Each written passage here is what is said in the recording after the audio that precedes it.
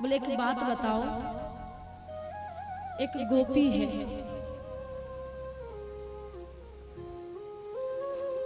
वो अपने पति को बड़ा प्रेम करती है।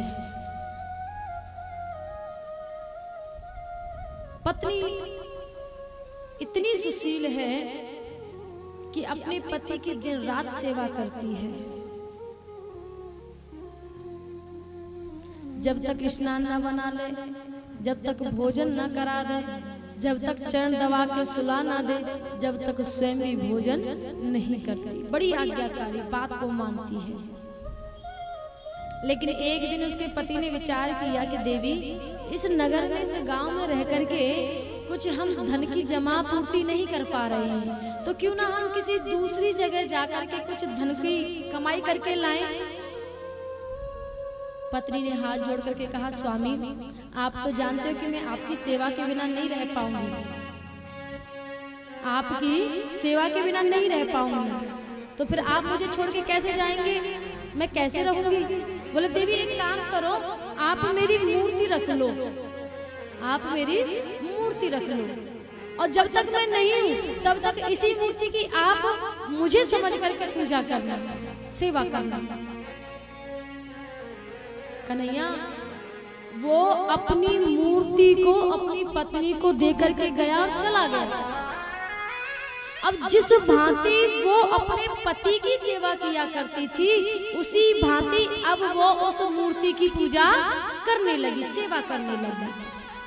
समय बीतता गया, बीतता गया, बीतता गया। ऐसा एक दिन क्या हुआ कि जिस समय वो उस मूर्ति की पूजा कर रही थी, उसी समय असली वाला पति आ गया और दरवाजा खटखटाने लगा। और जो दरवाजा खटखटाया, कन्हैया अब हमारा प्रश्न तुमसे है कि इधर में तो वो मूर्ति की पूजा कर रही है जो उसका पति दे करके गया है, और इधर में उसका पति आ गया। अब ऐसे समय में उस पत्नी को क्या करना चाहिए। कन्हैया हंसे, बोले ले लो गोपी, तुम इतना भी नहीं जानती। अरे जब उसका पति आ गया तो अब नकली मूर्ति का क्या, अब तो जाकर के असली के लिए दरवाजा खोलना चाहिए। जो कन्हैया ने इतना कहा, गोपियां मुस्कुराने लगी। बोले माधव आप कैसे प्रश्न करते हो और प्रश्न करने के बाद में खुद ही उत्तर दे देते हो। अब कन्हैया समझ नहीं पाए, समझ तो सब रहे थे लेकिन मुस्कुराने लगे। कैसे? बोले आपका ही प्रश्न था और आपने ही उत्तर दे दिया। बोले हे माधव, आपने कहा कि जब असली पति आ गया तो नकली मूर्ति की सेवा पूजा करने से क्या मतलब है। तो हे माधव, ये जो संसार के पति है ना, ये सिर्फ मूर्ति समान है, ये चित्र है, ये मूर्ति है।